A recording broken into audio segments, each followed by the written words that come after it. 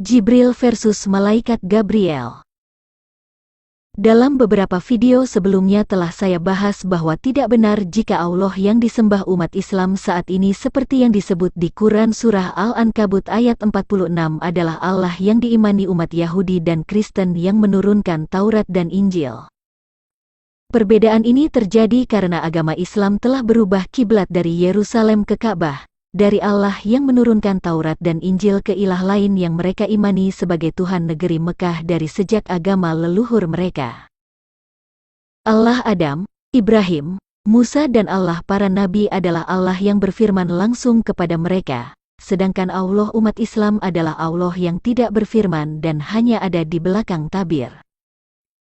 Sebab, menurut Quran Surah Al-Fil ayat 1-5, Allah umat Islam yang diperkenalkan oleh Jibril adalah pribadi yang melindungi berhala-berhala di Ka'bah dari pasukan bergajah di masa pra-Islam, dan menurut Quran Surah Al-Quraisy ayat 1-4 bahwa adalah kebiasaan orang-orang Quraisy memuliakannya di Ka'bah sejak dahulu ketika mereka bepergian di musim dingin dan musim panas. Sedangkan dalam sejarahnya, Ka'bah adalah tempat pemujaan Hubal sebagai dewa atau Allah, dan Al-Lata, Al-Uzza, Al-Manat sebagai anak-anak Allah. Jibril adalah pribadi yang diklaim yang menurunkan wahyu untuk menyembah Tuhan pemilik Ka'bah atas izin Allah SWT kepada Muhammad, padahal dari dulu sama sekali Allah tidak pernah menurunkan suatu keterangan apapun untuk menyembahnya di Ka'bah. Mereka hanya mengikuti dugaan, dan apa yang diingini oleh keinginan mereka. Dari sejak zaman jahiliyah hingga pada peristiwa Fatu Mekah atau pembebasan Mekah tahun 630 Masehi, Ka'bah adalah tempat ritual penyembahan berhala kepada Dewa Hubal, Al-Lata, Al-Uzza dan Al-Manat beserta ratusan patung lainnya. Sedangkan wahyu Jibril Quran Surah An-Naml ayat 91 dan Quran Surah Al-Quraisy ayat 3 yang memerintahkan untuk menyembah Tuhan negeri Mekah pemilik Ka'bah katanya telah turun sebelum tahun 630 Masehi, yaitu ketika Muhammad masih berada di Mekah antara tahun 610 sampai 622 Masehi. Makanya ayat-ayat di atas termasuk sebagai surat-surat Makkiyah. Menurut keterangan hadis riwayat Bukhari nomor 6982, Muslim nomor 160 dan para ulama Islam mengatakan jika Jibril menemui Muhammad di Gua Hira ketika ia sedang bertapa atau menyendiri. Sedangkan di dalam Alkitab, firman-Nya jauh sebelumnya telah mengatakan bahwa Allah tidak pernah menyuruh keturunan Yakub untuk mencarinya di dalam gua atau mengutus malaikatnya kepada orang yang bertapa di gua-gua. Sebab gua-gua adalah tempat menyimpan malaikat-malaikat berdosa sampai hari penghakiman. Firman-Nya mengatakan, "Tidak pernah aku berkata dengan sembunyi atau di tempat bumi yang gelap, tidak pernah aku menyuruh keturunan Yakub untuk mencari aku dengan sia-sia. Aku, Tuhan, selalu berkata benar, selalu memberitakan apa yang lurus." Yesaya 45 ayat 19. Sebab jikalau Allah tidak menyayangkan malaikat-malaikat yang berbuat dosa tetapi melemparkan mereka ke dalam neraka dan dengan demikian menyerahkannya ke dalam gua-gua yang gelap untuk menyimpan mereka sampai hari penghakiman. 2 Petrus 2 ayat 4. Karena Jibril selalu dikaitkan dengan malaikat Gabriel yang dikenal di dalam Alkitab, maka tentu sebagai umat yang beriman kepada Alkitab memiliki dasar untuk mempelajari siapa Jibril dari sudut pandang Alkitab terhadap ajaran atau ayat-ayat yang diturunkannya di dalam Al-Quran. Malaikat Gabriel adalah makhluk ciptaan Tuhan yang hanya bertugas untuk melayani Tuhan dan menolong manusia.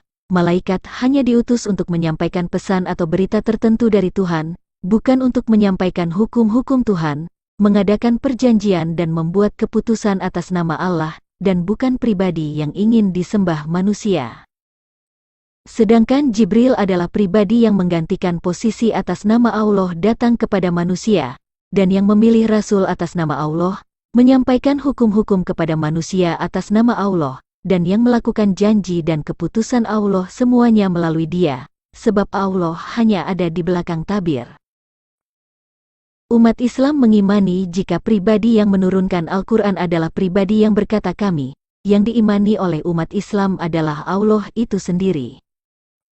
Sementara di banyak ayat kita temukan jika sosok yang berkata kami bukan Allah, sebab pertama, sosok kami menyebut Allah dengan kata ganti dia dan nya. Kedua, sosok kami berkata, selain Allah. Ketiga, sosok kami berkata, demi Allah. Keempat, sosok kami berkata, dengan izin Allah. Kelima, sosok kami berkata, Allah yang menjadi saksi. Isi wahyu yang diturunkan oleh sosok kami sangat jauh berbeda dari Taurat dan Injil. Jika di zaman para nabi dari Bani Israel Allah berfirman langsung kepada mereka, dan Allah yang memilih dan mengutus Musa sebagai nabinya, tetapi wahyu dari Jibril mengatakan bahwa Allah enggan berbicara kepada manusia dan dia hanya ada di belakang tabir, sehingga yang mengutus Muhammad adalah Jibril sendiri. Umat Islam sering menyebut Allah itu adalah Ar-Rahman dan Ar-Rahim, yang Maha Pengasih dan Maha Penyayang, namun wahyu yang diturunkan oleh Jibril menunjukkan jika sifat Allah SWT itu tidak demikian. Sebab wahyu kami menyebut Allah SWT sebagai pembinasa dan pemusnah manusia. Wahyu dari Jibril dengan jelas mengatakan, wahai manusia, kamulah yang memerlukan Allah, dan Allah dialah yang maha kaya tidak memerlukan sesuatu, maha terpuji, jika dia menghendaki, niscaya dia membinasakan kamu dan mendatangkan makhluk yang baru untuk menggantikan kamu. Quran Surah Al-Fatir ayat 15-16. Dan Tuhanmu maha kaya, penuh rahmat, jika dia menghendaki, dia akan memusnahkan kamu dan setelah kamu musnah akan dia ganti dengan yang dia kehendaki, sebagaimana dia menjadikan kamu dari keturunan golongan lain. Quran Surah Al-An'am ayat 133. Lalu sosok kami menurunkan wahyunya atas nama Allah untuk memerangi dan membunuh orang kafir kepada Allah berdasarkan ayat-ayatnya. Memerangi orang-orang yang tidak beriman kepada Allah. Membunuh orang-orang kafir. Membinasakan orang yang kafir kepada ajaran Islam. Padahal manusia adalah ciptaan Allah, dan manusia tidak pernah minta diciptakan. Sama halnya dengan manusia, seorang anak tidak pernah minta dilahirkan. Tetapi lahirnya seorang anak adalah keinginan orang tuanya, oleh karena itu, bagaimanapun bandelnya seorang anak maka orang tuanya akan berusaha mendidik anaknya. Sosok kami juga banyak melakukan fitnah terhadap Allah dengan menuduhnya sebagai penyesat, ahli tipu daya dan lain-lain. Misalnya, sosok kami menuduh Allah menyesatkan manusia. Jika engkau Muhammad sangat mengharapkan agar mereka mendapat petunjuk, maka sesungguhnya Allah tidak akan memberi petunjuk kepada orang yang disesatkannya, dan mereka tidak mempunyai penolong. Quran Surah An-Nahl ayat 37. Dan orang-orang yang mendustakan ayat-ayat kami adalah tuli, bisu dan berada dalam gelap gulita. Barang siapa dikehendaki Allah dalam kesesatan, niscaya disesatkannya, dan barang siapa dikehendaki Allah untuk diberi petunjuk, niscaya dia menjadikannya berada di atas jalan yang lurus. Quran Surah Al-An'am ayat 39. Jika Allah juga turut menyesatkan manusia, bagaimana logikanya Allah memiliki sifat yang sama dengan iblis? Sosok kami menyebut Allah SWT sebagai pembalas tipu daya. Dan mereka, yaitu orang-orang kafir, membuat tipu daya, maka Allah pun membalas tipu daya, dan Allah sebaik-baik pembalas tipu daya. Quran Surah Ali Imran ayat 54. Jika Allah membalas tipu daya dengan tipu daya, berarti tidak ada bedanya Allah dengan mereka yang telah kafir dari kebenaran. Jika Allah membalas tipu daya dengan tipu daya, bagaimana logikanya Allah memiliki sifat yang sama dengan iblis? Selain menuduh Allah sebagai pembinasa dan pemusnah manusia, menyesatkan orang-orang kafir dan pembalas tipu daya manusia, sosok kami ternyata adalah pribadi yang menimbulkan permusuhan dan kebencian di antara manusia.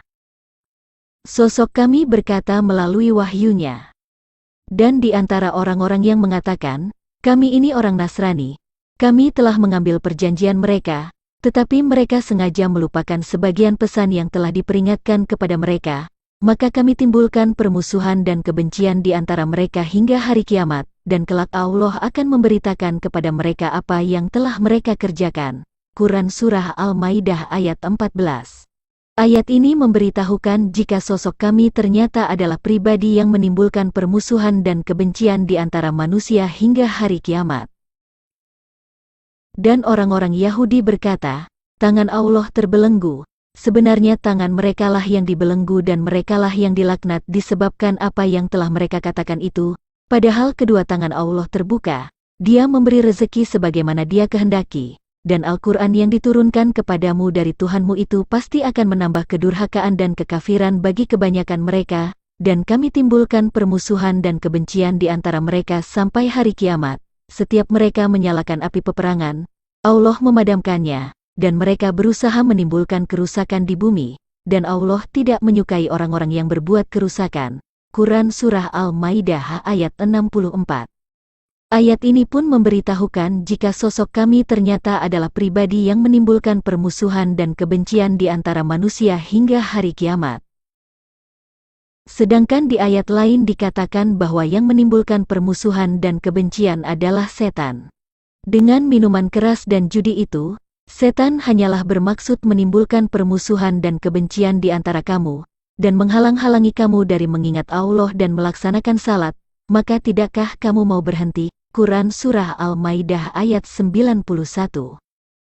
Ternyata sosok kami menurut ayat 14 dan 64 memiliki misi yang sama dengan setan. Sosok kami juga ternyata suka mengutus setan-setan. Tidakkah engkau melihat bahwa sesungguhnya kami telah mengutus setan-setan itu kepada orang-orang kafir untuk mendorong mereka berbuat maksiat dengan sungguh-sungguh? Quran Surah Maryam ayat 83. Barang siapa yang berpaling dari pengajaran Tuhan yang Maha Pemurah, kami hadirkan baginya syaitan, maka syaitan itulah yang menjadi teman yang selalu menyertainya. Quran Surah Az-Zukhruf ayat 36. Terjemahan Quran Surah Az-Zukhruf ayat 36 yang lain. Barang siapa yang berpaling dari pengajaran Tuhan yang Maha Pemurah, kami adakan baginya syaitan yang menyesatkan, maka syaitan itulah yang menjadi teman yang selalu menyertainya. Sosok kami juga menjadikan kejahatan terasa indah. Sesungguhnya orang-orang yang tidak beriman kepada akhirat, kami jadikan terasa indah bagi mereka perbuatan-perbuatan mereka yang buruk, sehingga mereka bergelimang dalam kesesatan. Quran Surah An-Naml ayat 4. Bandingkan dengan iblis berkata, Tuhanku, oleh karena engkau telah memutuskan bahwa aku sesat, aku pasti akan jadikan kejahatan terasa indah bagi mereka di bumi, dan aku akan menyesatkan mereka semuanya. Quran Surah Al-Hijr ayat 39. Setan menjadikan terasa indah bagi mereka perbuatan buruk mereka, juga banyak disebut pada ayat-ayat berikut ini. Setan-setan adalah utusan-utusan iblis, sedangkan utusan-utusan Allah disebut malaikat, dan Allah yang benar tidak menghendaki kesesatan dan kekafiran manusia kepadanya selain oleh godaan iblis dan pengikutnya. Allah telah menyediakan neraka kepada iblis dan kepada pengikut-pengikutnya, sehingga tidak logika Allah yang menjadikan kejahatan terasa indah bagi manusia yang menyebabkan mereka masuk neraka, apalagi mengutus setan-setan kepada manusia supaya mereka semakin sesat. Sosok kami ternyata ahli tipu daya. Dan mereka membuat tipu daya, dan kami pun menyusun tipu daya, sedang mereka tidak menyadari. Quran Surah An-Naml ayat 50. Siapa sebenarnya sosok yang melakukan tipu-menipu kalau bukan iblis dan pengikut-pengikutnya? Sosok kami juga mengajarkan tipu daya kepada manusia. Dan demikianlah pada setiap negeri kami jadikan pembesar-pembesar yang jahat agar melakukan tipu daya di negeri itu, tapi mereka hanya menipu diri sendiri tanpa menyadarinya. Quran Surah Al-An'am ayat 123. Siapa sebenarnya sosok yang mengajarkan tipu-menipu kalau bukan iblis dan pengikut-pengikutnya? Sosok kami adalah pribadi yang mengasihi jin yang sebenarnya adalah iblis dan pengikutnya yang telah diusir Allah dari sorga, dan Jibril ingin menjadikan jin-jin tetap setia kepadanya dengan menjanjikan sorga bagi mereka, yaitu dengan cara mengislamkan jin melalui Al-Quran. Sosok kami menurunkan wahyu yang memerintahkan untuk menyembah Tuhan negeri Mekah, yaitu ilah pemilik Ka'bah dan yang melindungi berhala-berhala di Ka'bah dari pasukan bergajah di tahun 570 Masehi, sebab dari zaman Jahiliyah hingga tahun 630 Masehi Ka'bah adalah tempat pemujaan kepada Dewa Hubal yang dianggap sebagai Allah, dan Al-Lata, Al-Uzza, Al-Manat sebagai anak-anak Allah. Sosok kami juga menurunkan wahyunya untuk menyangkal ketuhanan Yesus atau Isa, padahal di beberapa ayat yang lain mengakui bahwa Isa Al-Masih adalah kalimatullah atau firman Allah. Isa bukan keturunan manusia, tetapi Isa adalah roh dari Allah yang menjadi manusia melalui rahim Maryam. Isa adalah pribadi yang maha tinggi, sebab ia adalah seorang yang terkemuka di dunia dan di akhirat. Isa memiliki pengetahuan tentang hari kiamat, sedangkan pengetahuan tentang hari kiamat hanya ada di sisi Allah. Isa seorang laki-laki yang suci, perkataan yang benar, dan Isa adalah jalan yang lurus menuju Allah. Sosok kami pun mengklaim jika dirinya yang mengutus rasul-rasul sebelumnya, padahal sangat jelas dikatakan di Quran Surah An-Nisa ayat 64 dan Quran Surah Al-Baqarah ayat 253 bahwa Allah langsung berfirman kepada mereka, dan yang memilih Musa sebagai utusan adalah Allah sendiri. Sosok kami pun menyamakan jika Isa diciptakan sama seperti Adam, padahal sangat jelas dikatakan jika Adam diciptakan dari tanah liat sedangkan Isa adalah Rohullah yang tidak enggan menjadi seorang hamba bagi Allah dan Isa adalah firman-Nya.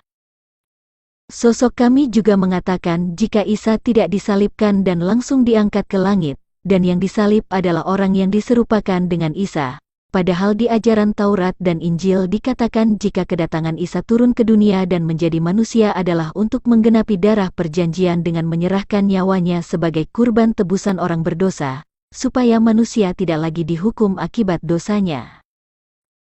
Sosok kami juga menurunkan wahyunya untuk menyangkal Taurat dan Injil dan menjadikan Muhammad sebagai utusannya dan Allah hanya sebagai saksi, padahal di Quran Surah Al-An'am ayat 90 sudah dikatakan, mereka itulah yang telah diberi petunjuk oleh Allah, maka ikutilah petunjuk mereka. Dan sebelumnya sudah dikatakan jika Al-Quran adalah kitab yang membenarkan kitab-kitab sebelumnya, dan mengakuinya sebagai petunjuk dan rahmat serta sebagai pelita bagi manusia. Tetapi kemudian ada wahyu yang mengubah kiblat dari Yerusalem ke Ka'bah dan kemudian umat Islam mengabaikan Taurat dan Injil bahkan menuduhnya telah dipalsukan. Lalu umat Islam diarahkan supaya beriman kepada hadis, qiyas, ijma ulama, fatwa ulama, kitab-kitab buatan manusia. Sosok kami menurut Quran Surah Al-Baqarah ayat 97 adalah Jibril, berkata, "Dan kami tidak mengutus seorang rasul pun sebelum engkau Muhammad, melainkan kami wahyukan kepadanya, bahwa tidak ada Tuhan yang berhak disembah selain aku, maka sembahlah aku." Quran Surah Al-Anbiya ayat 25. Sosok aku yang minta disembah di ayat ini menunjuk kepada sosok kami, sedangkan sosok kami bukan Allah. Quran Surah At-Sa'ariyat ayat 56-58 berkata, "Aku tidak menciptakan jin dan manusia melainkan agar mereka beribadah kepadaku. Aku tidak menghendaki rezeki sedikit pun dari mereka dan aku tidak menghendaki agar mereka memberi makan kepadaku. Sungguh Allah, Dialah pemberi rezeki yang mempunyai kekuatan lagi sangat kokoh." Sosok aku yang mengaku menciptakan jin dan manusia ternyata bukan Allah sebab ia sendiri berkata, "Sungguh Allah, Dialah pemberi rezeki." Quran Surah Al-Fajr ayat 28-30 berkata, "Jika sorga itu milik sosok kami, kembalilah kepada Tuhanmu dengan hati yang rida dan diridainya. Maka masuklah ke dalam golongan hamba-hambaku, dan masuklah ke dalam surgaku." Pada ayat 28, sosok yang bersabda berkata, "Tuhanmu dan diridainya," artinya, yang bersabda bukan Tuhan. Kemudian pada ayat 29 dan 30 ia berkata hambaku dan surgaku dengan menggunakan kata ganti kepunyaanku, yaitu sosok yang berbicara. Oleh karena itu, yang berbicara di surat Al-Fajr ayat 28-30 dan yang berkata surgaku bukan Tuhan, tetapi Jibril. Jadi sangat jelas jika Jibril bukan malaikat Gabriel yang ada di dalam Alkitab, tetapi sosok lain yang mengajak manusia untuk memuliakan ilah pemilik Ka'bah, pribadi yang menuduh Allah sebagai pembinasa dan pemusnah manusia, sebagai ahli tipu daya, pembalas tipu daya dan juga menyesatkan manusia yang dikehendakinya. Dan Jibril adalah ahli tipu daya dan yang mengajarkan tipu daya kepada manusia. Dia adalah pribadi yang mengutus setan-setan, menimbulkan kebencian dan permusuhan di antara manusia, menjadikan kejahatan menjadi terasa indah, mengasihi jin dan menjanjikan sorga dengan bidadari sebagai tempat memuaskan nafsu birahi.